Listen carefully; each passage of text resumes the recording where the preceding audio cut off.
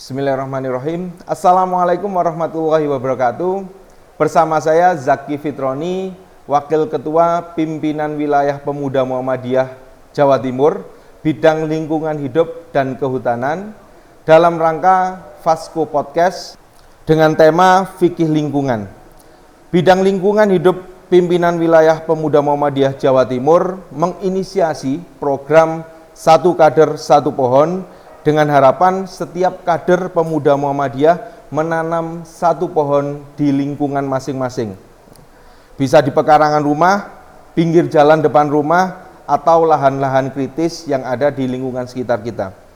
Dapat kita bayangkan berapa jumlah pohon yang ditanam jika setiap kader pemuda Muhammadiyah menanam satu pohon sebagai sumbangsih dalam pelestarian lingkungan. Di podcast kita kali ini, kita akan membahas tentang fikih lingkungan, ya. Bagaimana kita melestarikan lingkungan jika ditinjau dari sudut pandang agama, ya. Bersama Wakil Ketua Pimpinan Wilayah Pemuda Muhammadiyah Jawa Timur, Mas Ahmad Sobrun Jamil, ya, kita panggil Mas saja karena kita sama-sama pemuda Muhammadiyahnya, sama-sama masih muda juga, yang juga Wakil Dekan 2 Fakultas Ilmu Kesehatan Universitas Muhammadiyah Malang. Bagaimana kabarnya Mas Jamil? Alhamdulillah baik-baik Mas Zaki. Ya, senang sekali diundang di podcast yang diinisiasi bidang lingkungan hidup dan Fasko Production, ya, di Kota Batu yang dingin ini. Makanya saya pakai ini karena dingin, ya, dan pakai jaket ini. Karena dingin. Tapi karena Mas Zaki ini asli Batu, maka bajunya memang biasa-biasa saja kan. Baik-baik Mas Zaki. Gimana kabarnya Mas Zaki? Alhamdulillah baik Mas Sobrun. Oke. Nah, sebenarnya mungkin kita bahas di awal dulu, ya. Sebenarnya apa sih fikih lingkungan itu? Mungkin Mas Sobrun bisa menjelaskan sedikit. Oke. Bismillahirrahmanirrahim. Alhamdulillahirabbil alamin wassalatu wassalamu ala nabiyina Muhammadin wa ala alihi wa sahbihi ajma'in. Qala Allah Ta'ala fil Qur'anil Karim, inna fi khalqis samawati wal ardi wa ikhtilafil laili wan nahari la ayatin liulil albab alladzina yadhkuruna Allaha qiyaman wa qu'udan wa ala junubihim wa yatafakkaruna fi khalqis samawati wal ard. Rabbana ma khalaqta hadza batila subhanaka faqina adzabannar. Sengaja saya membuat pembukaan dulu dengan sebagaimana ceramah, ya Mas Zaki, karena bidang dakwah itu protapnya demikian. Siap. Kemudian yang kedua juga mungkin karena kita ingin betul-betul bisa mengintegrasikan berbagai lini atau sektor di bidang gerak dakwahnya Muhammadiyah, pemuda Muhammadiyah ini dengan dengan semangat dakwah, ya, dengan semangat dakwah.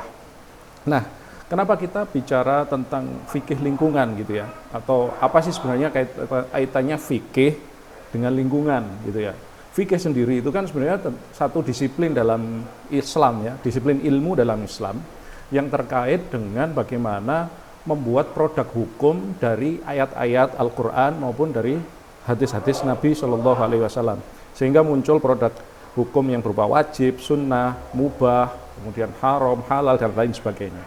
Nah, kemudian kaitannya ilmu fikih ini dengan ilmu yang akan kita dalami di berbagai hal, itu sebenarnya adalah untuk mengupayakan agar masing-masing kita itu betul-betul menjiwai ketika kita melakukan berbagai macam aktivitas, itu landasannya jelas.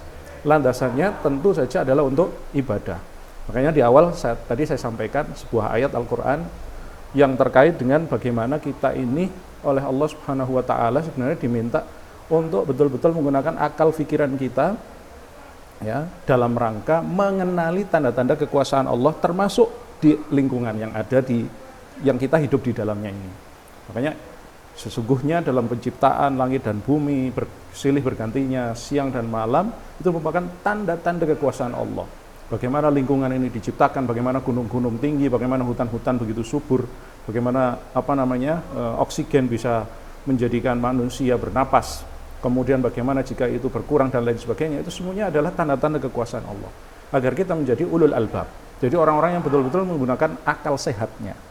Ya, kemudian mereka terkait dengan itu juga penting bagi kita bersama dalam aspek menjiwai berbagai macam kegiatan yang kita lakukan yang diinisiasi oleh tim lingkungan hidup BPPM Jatim yang Mas Zaki komandani ini, menanam satu pohon, ya, gerakan menanam satu kader satu pohon ini sebagai bentuk ibadah. Makanya kita kalau kita linkkan dengan kefahaman dengan agama, artinya dengan fikih itu artinya kefahaman terhadap agama, maka sesungguhnya ketika kita melakukan aktivitas menanam pohon itu tidak hanya sekedar nanam selesai, tapi dimaksudkan juga adalah bahwa nanam ini adalah bentuk ibadah kita kepada Allah Subhanahu wa taala. Ya, keren ini. Jadi para kader pemuda Muhammadiyah dimanapun berada, jadi sebenarnya gerakan kita satu kader satu pohon itu kita harus bisa paham juga bagaimana dasarnya dalam agama kita. Nah, yang kedua, Mas Obrun, mengapa kita bicara tentang fikih lingkungan ya? Kemudian seberapa penting isu lingkungan ini sehingga diangkat dalam tema fikih lingkungan? Iya, bagus. Ya, terima kasih Mas Zaki. Jadi, ya saya mungkin sebelum jauh mengarah ke sana supaya juga para pemirsa juga yakin ya dengan apa yang kita jalankan bersama, kita sampaikan dari sisi kompetensi ya. Dari pertama, saya ini sarjana biologi, Mas. Dan pernah menjadi ketua himpunan mahasiswa biologi. Oh gitu ya? Ya, di Universitas. Wah, keren, ini cocok ya. Ya, kemudian di dalam berbagai macam literatur yang saya tulis atau berbagai jurnal karya tulis yang saya sampaikan, saya ini berada di dalam rumpun ilmu farmasi bahan alam. Ya, makanya di Fakultas Kesehatan gitu ya. Apa seperti herbal gitu? Ya, termasuk demikian. Termasuk juga bagaimana menyemangati bahwa adik-adik kita itu untuk pentingnya menjaga keanekaragaman hayati dan lain-lain gitu ya. Nah, kemudian kok jadi ketua bidang dakwah begitu ya? Kok jadi ketua bidang dakwah? Ya itu ya karena mungkin saat itu ya teman-teman di Jawa Timur memandang bahwa personal seperti saya ini yang latar belakang akademiknya itu bukan latar akademik agama gitu ya, tapi jadi santri kalong namanya ya, ngaji di sini, ngaji di sana, dan sehingga di tahun 2009 saya itu disodori disodori formulir dan setengah dipaksa untuk masuk dalam Korps Mubalek Muhammadiyah. Jadi karena apa ya? Ya mungkin ya karena para pengurus CMM ketika itu melihat ada potensi dari diri saya. Makanya kaitannya dengan apa yang saya sampaikan di sini mudah-mudahan juga bermanfaat gitu ya. Nah, terkait dengan tadi Mas Zaki menyampaikan terkait dengan kenapa diangkat dalam tema fikih lingkungan gitu ya. Begini Mas Zaki, saat ini kita merasa betul bahwa lingkungan yang kita miliki atau kita berada di dalamnya ini sedang dalam keadaan rusak begitu ya. Ya, sedang mengalami kerusakan yang dalam isu global ini disebut dengan salah satunya adalah global warming, Mas. Global warming atau pemanasan global. Kita rasakan sendiri aja di Kota Batu, kalau dulu kita mesti jaketan kan, pagi-pagi berangkat sekolah mesti jaketan. Di Kota Malang juga demikian. Kalau saya berangkat ke Kota Batu, di depan kampus UMM yang ada gapuranya kabupaten, itu mesti langsung cas gitu ya. Tapi kita rasakan sekarang nggak terasa sama sekali dinginnya itu. Itu karena ya tidak bisa kita pungkiri karena efek global warming yang salah satu bentuk kerusakan lingkungan karena residu karbon dioksida terlalu banyak, kemudian yang nyerap ini kurang karena hutan-hutan pada mulai habis gitu ya. Laju deforestasi atau laju penggundulan hutan yang terjadi di daerah kita ya, di lingkungan kita bahkan secara global itu saja dari tahun ke tahun sangat sangat signifikan gitu ya. Walaupun mungkin di beberapa tahun belakangan ini ada penurunan laju deforestasi Mas Zaki. Deforestasi itu penggundulan hutan gitu ya. Kenapa menurun? Ya menurut prediksi saya menurunnya karena sudah nggak ada lagi yang mau dideforestasi gitu. Saking Sudah entek habis, ya. iya. Saking entek gitu. Iya, iya. Itu satu Mas ya. Sementara padahal pohon hutan yang ada itu adalah tempat menyimpan cadangan air.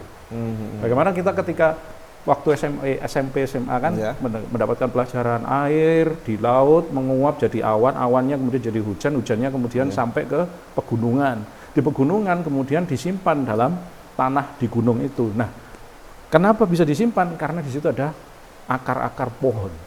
Akar-akar pohon yang kemudian menjadikan tanah itu menyimpan air. Sementara kalau pohon itu habis, maka yang terjadi adalah erosi. Yang terjadi adalah air itu tidak terserap tapi gelondong begitu saja. Oh, mengalir ya, gelondong itu ya. Mengalir begitu saja ke bawah tanpa bisa mengendap atau terserap ke dalam tanah. Dan ini jadi artinya cadangan air akan habis. Cadangan air akan habis. Di sisi yang lain, laju masuknya air laut ke daratan. Istilahnya mungkin kalau nggak salah namanya intrusi air laut ke darat itu jadi lebih cepat. Kenapa? Karena di daratan airnya mulai habis. Maka kenapa kok kemudian semakin lama di pesisir pantai yang punya awalnya airnya tawar sekarang sudah mulai payau. Itu kan gitu ya. ya karena intrusi masuknya air laut merembes ke daratan. Sehingga cadangan air tawar juga sudah mulai menipis. Di kita saja di kota ini ya, di Kota Batu sebagai sumber airnya Jawa Timur lah salah satu ya, sumber berantas itu kan juga kita alami sendiri dari sekian puluh sumber mata air di atas sana di sumber berantas itu. Sekarang ini mungkin tinggal belasan. Itu bisa di riset itu. Tinggal belasan. Jadi betapa kita ini menghadapi sebuah ancaman yang begitu besar, yaitu sebuah ancaman yang begitu besar tentang krisis air. Maka tepat sekali ketika pemuda Muhammadiyah menginisiasi dengan satu kader satu pohon. Sebenarnya tidak hanya sekedar nanamnya begitu, tapi semangat dan spiritnya. Dan munculnya kesadaran bahwa lingkungan ini adalah amanah yang Allah Subhanahu wa taala nanti akan minta pertanggungjawaban di akhirat nanti. Karena kita ini kan dipilih jadi khalifah, ya kan? Jadi pemakmur bumi, dari wakilnya Allah di muka bumi untuk mimpin. Dan semua yang ada di alam ini adalah Allah ciptakan untuk kita, ya kan? Dan diciptakan untuk kita untuk apa? Untuk kita kelola. Bukan sekedar dieksploitasi sampai habis gitu ya. Tapi dikelola sebesar-besarnya adalah untuk rahmat bagi seluruh alam. Jadi itu Mas. Poin pentingnya kenapa harus semangat tentang fikih itu masuk ke ranah pelestarian lingkungan. Nah, jadi semangatnya bisa biar menyatu. Jadi saya menanam supaya lestari lingkungan sekaligus sebagai bentuk ibadah kepada Allah SWT. Jadi sangat keren banget ya. Jadi semoga dengan kita, mungkin teman-teman lihat podcast kita, apa yang disampaikan Mas Jamil itu, teman-teman lebih semangat lagi dalam nanti di tanggal 5 itu mereka menanam satu pohon, satu kader satu pohon ya. Sehingga mereka juga sangat sadar ya, saya menanam pohon ini karena ada dasarnya di agama saya, disebutkan di hadis Nabi, di Al-Quran dan seterusnya. Bahkan gini Mas Zaki, ada sabda Nabi SAW yang betul-betul memberikan kita motivasi terkait dengan menanam itu ya.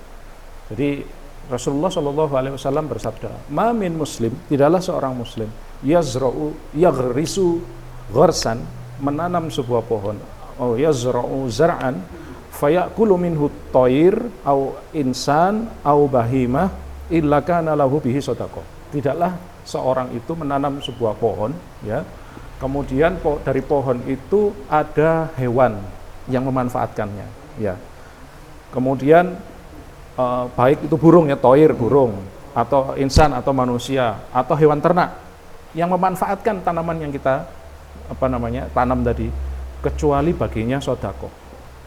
Makanya kan ada juga isyarat dari Nabi pakai dalam bentuk hadis bahwa andai kata besok kiamat ya, di tanganmu ada satu biji kurma, maka tanam saja ya. Tanam saja. Kenapa? Karena itu tadi niatnya adalah sedekah.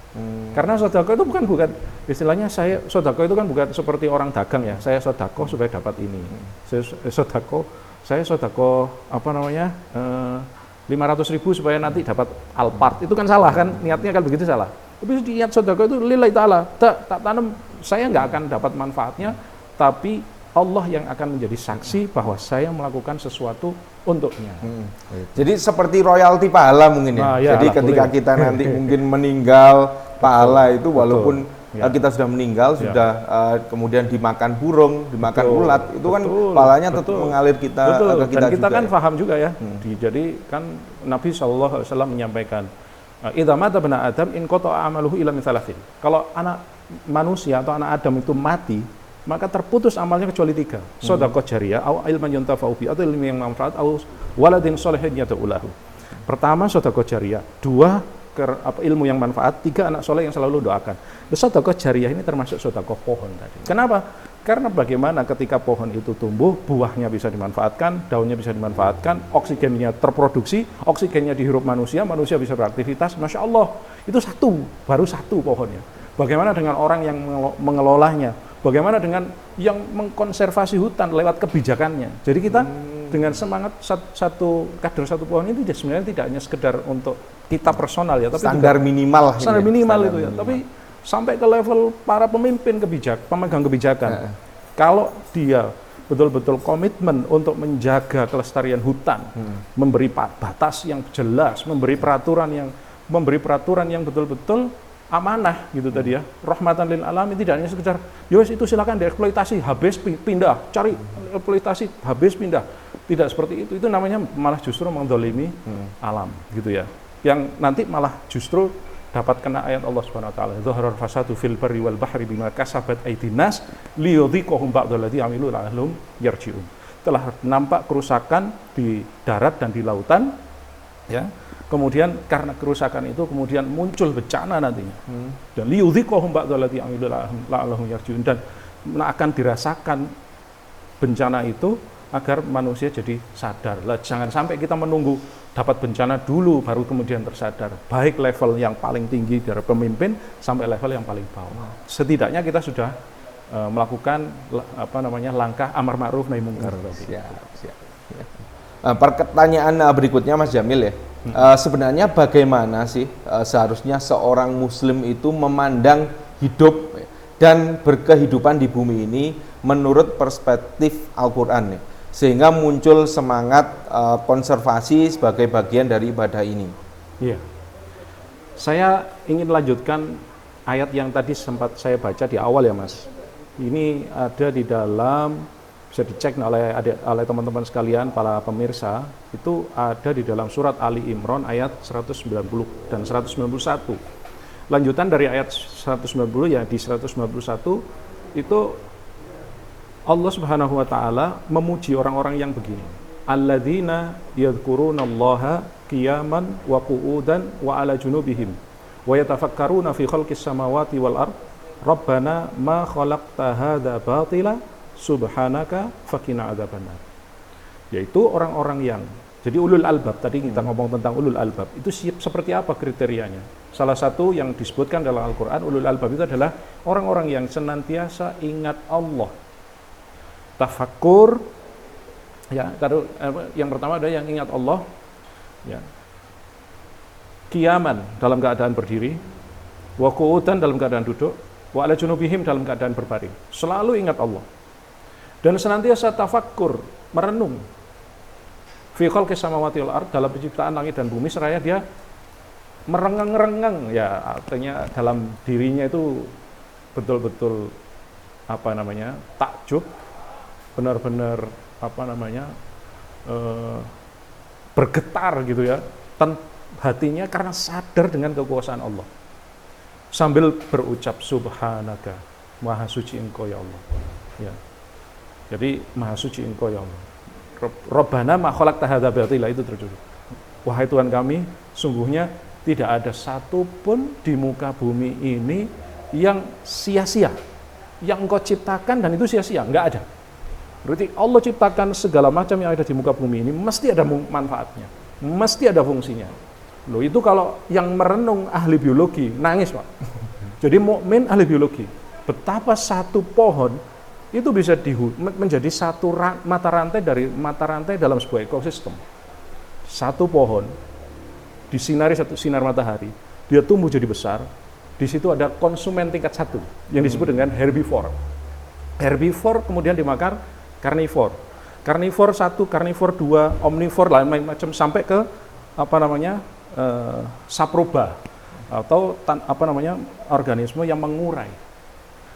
Hilang satu mata rantai, maka ekosistem itu akan hancur.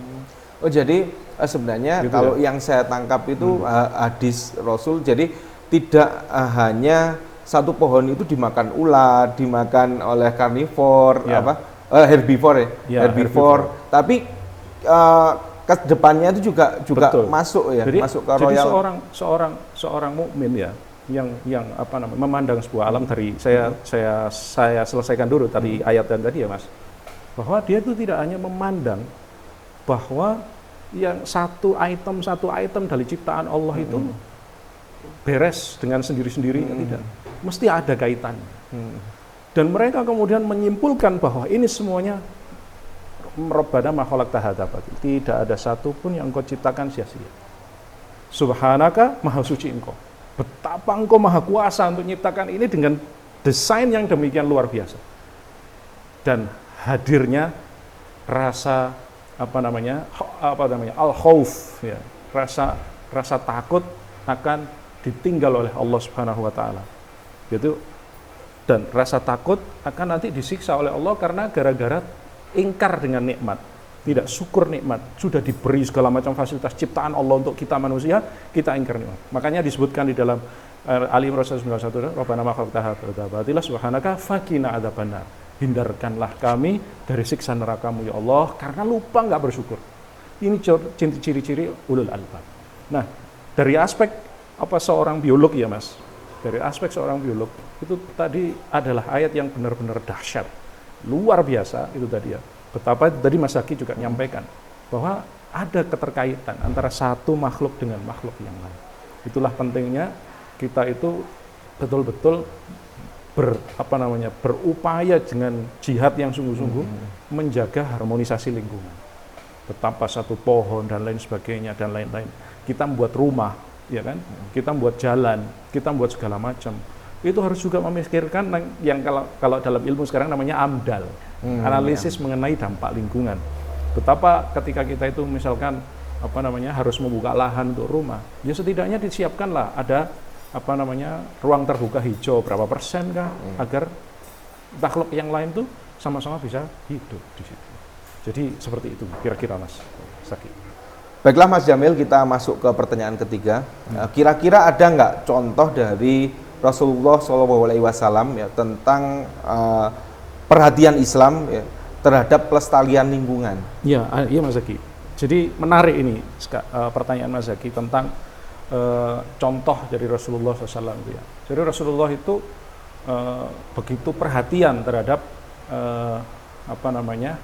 berkasih sayang ya dengan makhluk Allah Subhanahu wa taala yang Allah ciptakan di muka bumi ini. Bahkan Nabi menyampaikan begini. Irhamu man fil ardi yarhamkum man fis sama. Sayangilah yang ada di bumi, maka yang di langit akan menyayangimu. Itu satu. Jadi ini satu kan hadis itu ada qaul, ada fi'il, ada takrir gitu ya. Kalau sunnah itu kalau lengkap itu kan ada qaul yang diucapkan, fi'il yang dilakukan, takrir yang ditetapkan. Nabi sallallahu alaihi wasallam juga menyampaikan di dalam sabdanya yang lain terkait ini konteksnya bahkan ketika perang Mas. Perang itu kan bunuh-bunuhan kan gitu ya. Tapi Rasulullah SAW itu yang genting, menyampaikan, genting begitu ya, menyampaikan wasiat ketika perang. Jadi beliau menyampaikan ini hadisnya bahkan hadis riwayat Imam Ahmad gitu ya. Beliau menyampaikan begini, Rasulullah SAW berpesan, orang yang membunuh anak kecil, orang yang membunuh orang yang sudah tua, kemudian yang membakar perkebunan kurma, yang menebang pohon berbuah, memburu kambing untuk diambil kulitnya, itu akan merugikan generasi berikutnya. Itu hadis riwayat Ahmad. Betapa visi konservasi Rasulullah SAW dalam suasana perang itu masih main gitu loh. Itu betul-betul karena ya tentu saja kita mengimani bahwa Rasulullah SAW itu kan dibimbing wahyu, wa ma yantiqu anil hawa in huwa illa wahyu yuha. Ini tuntunan Allah SWT. Bahkan Rasulullah kan diutus kan wa ma arsalnaka illa rahmatan lil alamin, ya kan? Diutus untuk rahmat bagi seluruh alam. Bahkan sampai itu. Ketika jalan-jalan Rasulullah SAW pernah ada sahabat yang ngambil burung. Burungnya itu diambil, tapi anak-anaknya ditinggal. Jadi orang sangkar gitu Mas ya. Nah, itu diambil burung besarnya itu. Terus ditangkap sama sahabat. Rasulullah nyampaikan, jangan lepaskan itu. Anak-anaknya perlu ibunya. Disuruh lepas gitu. Artinya sesuatu yang ini terkait dengan ketika betul-betul terlihat nyata ya, ini hanya untuk dimain-mainkan aja gitu ya. Jadi disuruh jangan disia-siakan. Begitu Rasulullah SAW menyampaikan. Sampai pada Khulafaur Rasyidin, sampai pada Abu Bakar itu betul-betul mengikuti pesannya Rasulullah, sampai Abu Bakar itu ketika jadi khalifah berwasiat begini, saya berwasiat takwa untuk kalian, jangan maksiat, jangan melampaui batas. Ini kaitannya ketika perang ya. Jangan maksiat, jangan melampaui batas, jangan penakut, jangan hancurkan rumah ibadah, jangan hancurkan kebun kurma. Kalau di sana kan onoknya kebun kurma ya. Kalau di sini jangan hancurkan sawah pari, kebun apel, ojo diobong gitu ya. Jangan membakar perkebunan, jangan membunuh hewan ternak, jangan menebang pohon berbuah, jangan membunuh orang tua renta, anak kecil, balita dan perempuan. Ini kalau dari sisi aspek ekologis, Islam betul-betul luar biasa, lengkap dalam memberikan guidance bagi kita umatnya itu, bagaimana memperlakukan alam sekitar. Lawan dalam kondisi perang aja nggak boleh, apalagi dalam kondisi normal gitu loh. Maka sungguh dolim ya orang yang tadi nebang pohon nggak memberikan penggantinya dengan apalagi main-main ya, ngerusak lingkungan dalam rangka main-main aja gitu dan lain-lain dan seterusnya. Dan tentu saja itu menjadi pengingat bagi kita bersama bahwa kita ini umat Rasulullah adalah umat yang diamanahi untuk misi konservasi juga, ya kan? Rahmatan lil alamin itu misinya misi konservasi, pelestarian lingkungan gitu. Jangan sampai kita luput memperhatikan sampai hilang satu mata rantai di antara mata rantai ekosistem yang ada, sehingga muncul ketidakseimbangan, kerusakan lingkungan, dan itu imbasnya membuat bencana yang merusak diri kita sendiri. Kembali ke kita ya. Ya. Baiklah Mas Jamil, mungkin Mas Jamil bisa di akhir acara ini bisa memberikan closing statement serta ajakan ya kepada seluruh kader pemuda Muhammadiyah di Jawa Timur atau mungkin di luar Jawa Timur ya, tentang satu kader satu pohon. Silakan Mas Jamil. Saudaraku pemirsa dimanapun berada, terkhusus para kader pemuda Muhammadiyah Jawa Timur dan umumnya para kader pemuda Muhammadiyah dimanapun berada, mari kita sukseskan di 5 Juni 2021 bertepatan dengan Hari Lingkungan Hidup Sedunia dengan melakukan gerakan satu kader, satu pohon dengan niatan bahwa kita menjadi hamba Allah yang diberi amanah untuk melestarikan lingkungan yang kita hidup di dalamnya ini, dan dengan berharap kepada Allah Subhanahu wa taala semoga usaha yang kita lakukan adalah merupakan satu bentuk jihad lingkungan yang kita lakukan dan kelak mendapatkan imbalan yang berharga di sisi Allah SWT berupa keridhoannya. Itu kira-kira yang bisa saya sampaikan, Mas Zaki. Terima kasih atas undangannya. Saya senang nanti kalau diundang lagi. Ya, termasuk kawan-kawan sekalian di seluruh Jawa Timur. Menarik sekali kalau bisa datang ke sini. Ini adalah home base-nya Kaliwatu ya. Kaliwatu Batu Rafting. Nah, milik kita bersama. Jadi silahkan bisa sambil jalan-jalan belajar pelestarian lingkungan. Siap. Sekaligus rekreasi. Keren itu. Jangan lupa kita di sini. Kota Wisata Batu. Kota Wisata Batu, berwisata, berrekreasi, punya misi konservasi. Kira-kira begitu. Ya. Terima kasih Mas Jamil yang sudah memberikan wawasan kepada kader-kader kita ya, pemuda Muhammadiyah di seluruh Jawa Timur tentang fikih lingkungan ya. Saya selaku host, selaku pembawa acara, mohon maaf jika ada salah kata. Saya akhiri, billahi fisabilil haq, fastabiqul khairat. Wassalamualaikum warahmatullahi wabarakatuh. Waalaikumsalam warahmatullahi wabarakatuh.